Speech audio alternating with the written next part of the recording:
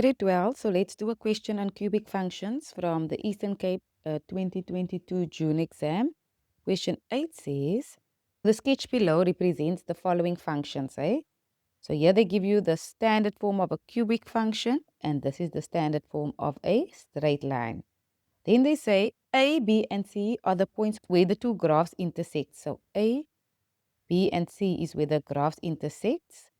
So we have the coordinates of B, C is 6 and 0, and C is the x-intercept of F.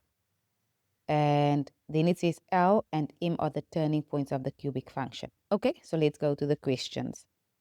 8.1 says, show that B is -5 and C is -8 and D is 12. If it is given that the equation of the derivative is this. Okay, so we have to find B, C, and D. So do you see there's B, C, and D. So this number in front here, there's no A in front there. So that means our A is actually 1, eh? So we have to find B, C, and D in this equation that's given there. So the question is actually find the equation of a cubic function when the derivative is given. So when the derivative is given. So what do we do when they give us the equation of the derivative? We do the following. Let's write the question down first. So when the derivative is given, I first derive what they give me. So this becomes 3x squared plus this becomes 2bx and this becomes a c. So that's step number 1, eh? So I derive what they give me. Okay? Derive what is given. Then I write the derivative down that's in the question. Okay? So this was in the question. So I'm going to write that one down now. That one is 3x squared minus 10x minus 8. Then I'm going to make the coefficients the same. So now, do you see this number in front of x squared? We don't have to work that number out. It's given. Both are 3, so that's fine. This number in front of x and this number in front of x, they are the same. And then the number without an x here is the same number as the number without an x there. So I'm going to make them equal to each other. So first I'm going to do this one and this one. So let me make them equal to each other. So I'm going to write a positive 2b is equal to -10. Okay, that's the equation. Then I'm just going to solve for b. So divide by 2, I get my b to be -5.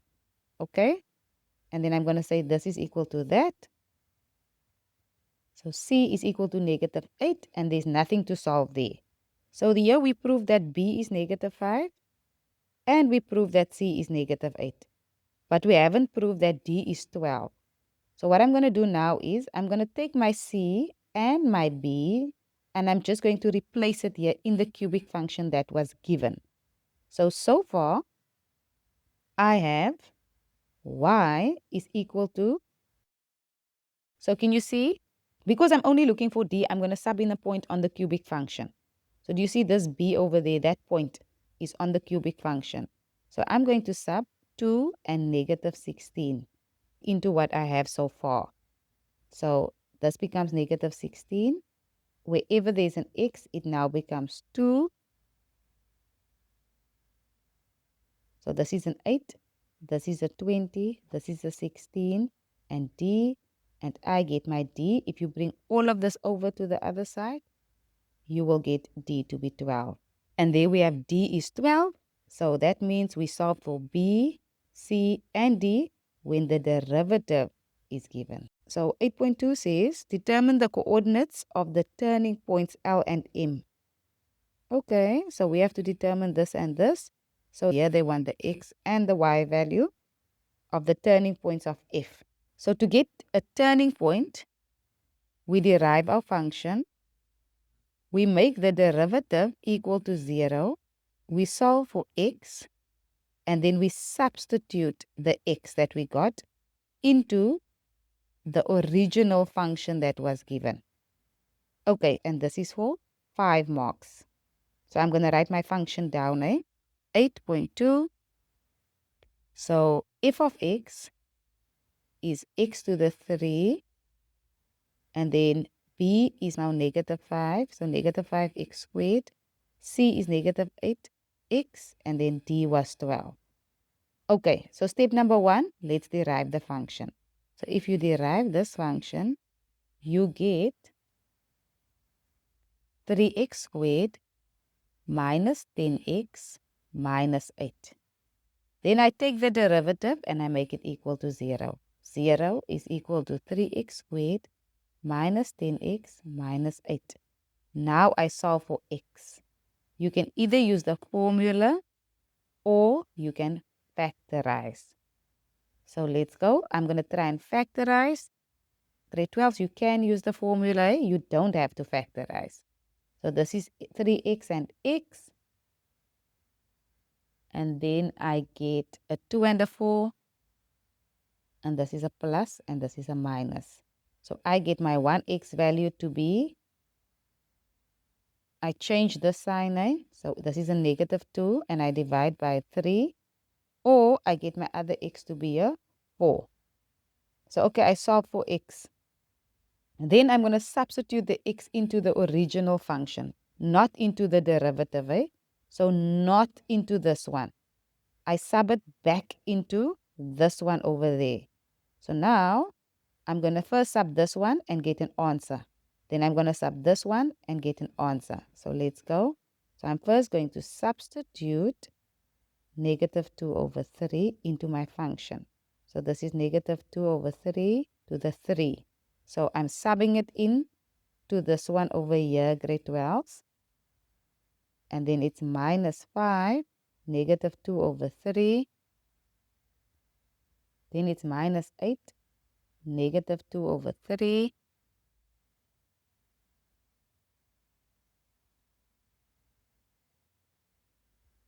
And I get my answer to be 400 over 27. Now I'm going to do the same. I'm going to sub in 4. So into f, I'm subbing in 4.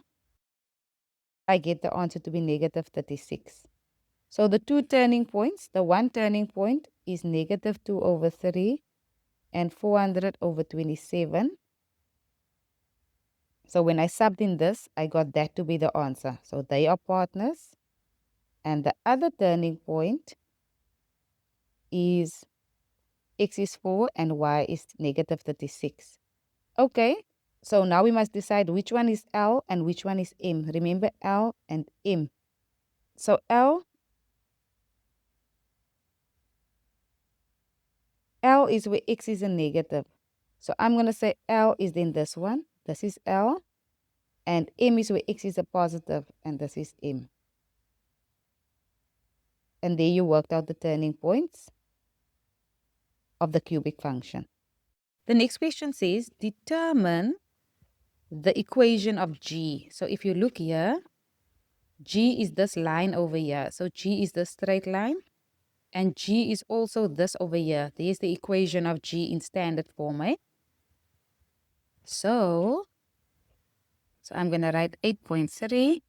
So to find the equation of a straight line, I can write the standard form down. So y is equal to mx plus c. In this case, the a is the m and the q is the c they are referring to. So I'm going to see, can't I work out m? M is the gradient. So I'm looking for 2 points on the line. So can you see there's a point and there's a point. It's on the purple line. So the one point is 6 and 0. And the other point is this point.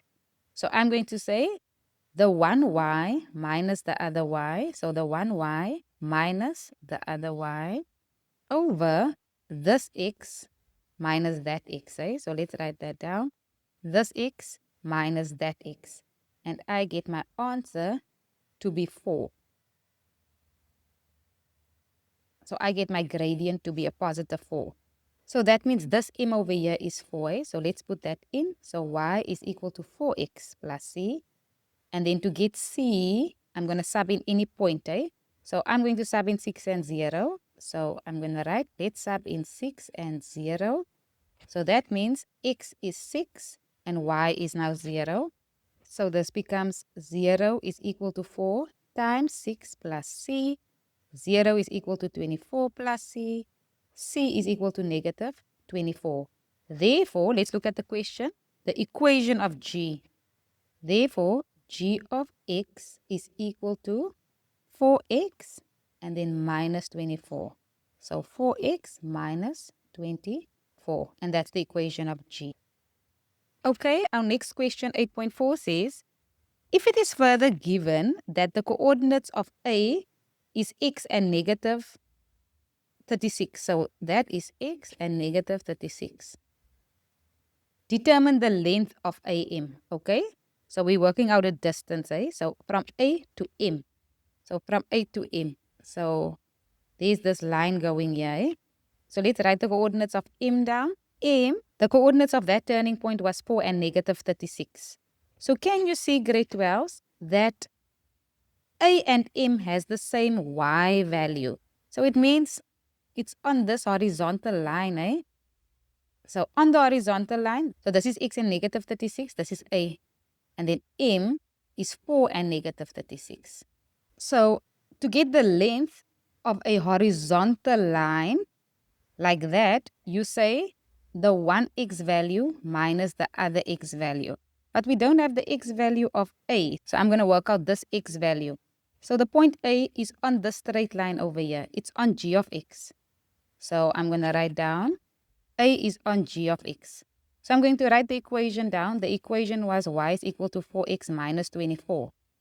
And because I have the y value, so I have the y, I'm going to substitute the y value.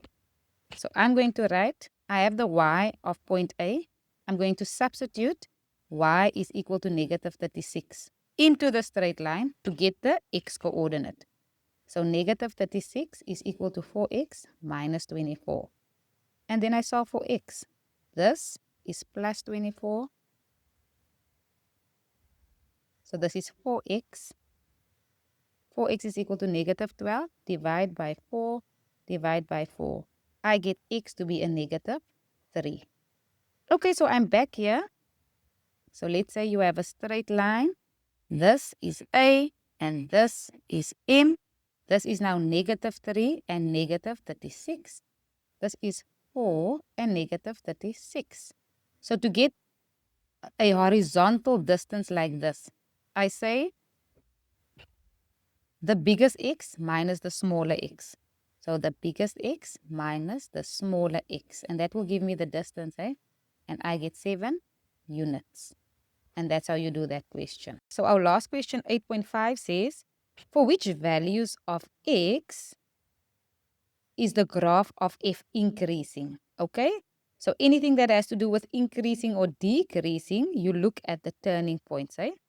So we're going to look at this point and this point. And the question said, for which values of x? So I'm only going to look at the x values of the turning point, eh? So the x value of the first turning point is negative 2 over 3.